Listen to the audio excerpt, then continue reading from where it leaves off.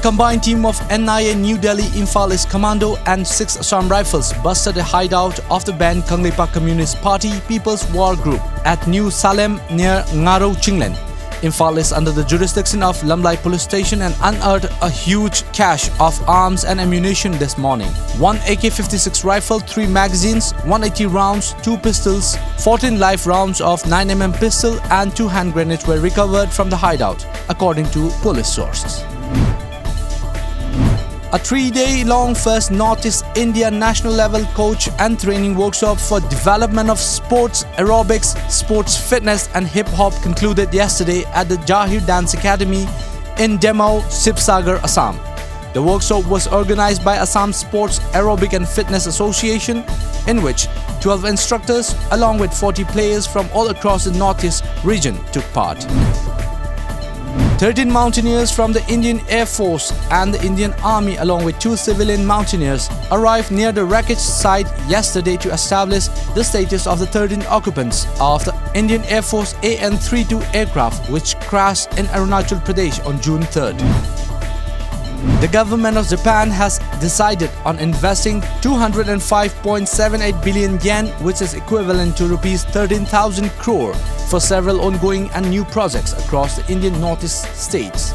This was disclosed yesterday after a meeting held between Donor Minister Dr. Jitendra Singh and Japanese delegates led by Japanese Ambassador Kanji at Hiramatsu, Japan. Bringing a ray of hope for the thousands of children in distress in the district of Darang in Assam, the Childline Foundation of India, a national 24-hour free emergency telephone and outreach service for children, is going to expand its service to 14 districts of Assam including Darang in the financial year 2019-20. The Union Cabinet yesterday approved the Muslim Women Protection of Rights on Marriage Bill 2019, paving the way for the legislation to be introduced in the upcoming session of Parliament. The bill, which would replace the Muslim Women Protection of Rights on Marriage Second Ordinance 2019, once passed, would put a curb on the practice of talaq-e-bidat or instant triple talaq. The Cabinet has approved the Indian Medical Council Amendment Bill 2019 and the Homeopathy Central Council Amendment Bill 2019, both of which had lapsed in the 16th Lok Sabha session. Both the bills are now set to be reintroduced in the upcoming Parliament session by next week. Sikkim Chief Minister Prem Singh Golai, accompanied by State Minister of Rural Management and Development Sonam Lama, called on the Union Finance Minister Nirmala Sitharaman yesterday in New Delhi and congratulated for her outstanding victory in recent Lok Sabha election and discussed on various finance-related matters.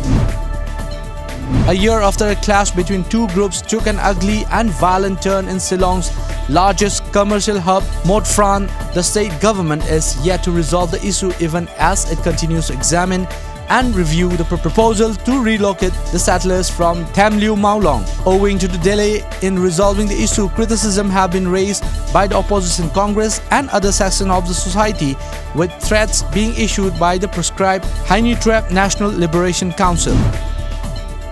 The Union Cabinet, chaired by Prime Minister Narendra Modi, yesterday approved a bill to allow voluntary submission of AADHAAR as identity proof for use by private entities such as banks and telecom companies. The AADHAAR and Other Laws Amendment Bill 2019, which will replace an ordinance, also give a child an option to exit from AADHAAR on attaining 18 years of age. The amendments proposed are the same as those contained in the ordinance promulgated by the President on 2nd March 2019, the government said in a release. The Economic Offences Wing (EOW) of the Delhi Police arrested Vice Chairman of the Wave Group MANPREET Singh CHADHA alias Monty from the Indira Gandhi International Airport last night in connection with the more than 100 rupees crore fraud case, which was allegedly trying to escape to Phuket, Thailand. The former British colony Hong Kong is facing its biggest political crisis since its handover to Chinese rule in 1997 and poses a profound challenge to Chinese President and head of the ruling Communist Party Xi Jinping. Around 2 years ago, Xi issued a stern address in the city stating that Beijing would not tolerate Hong Kong becoming a base for what the party considers a foreign-inspired campaign to undermine its rule. US Secretary of State Michael Pompeo hinted that it was possible to reinstate the Generalized System of Preferences, a program for preferential access to certain goods markets in the US for India. Pompeo is expected to discuss this as well as 5G network technology and data localization while in New Delhi later this month on a visit. Ecuador's highest court has approved same-sex marriage in a landmark ruling in the traditionally Catholic and conservative South American country. The Constitutional Court said yesterday that same-sex marriage had been approved in a 5-4 vote of its 9 judges in a closed hearing.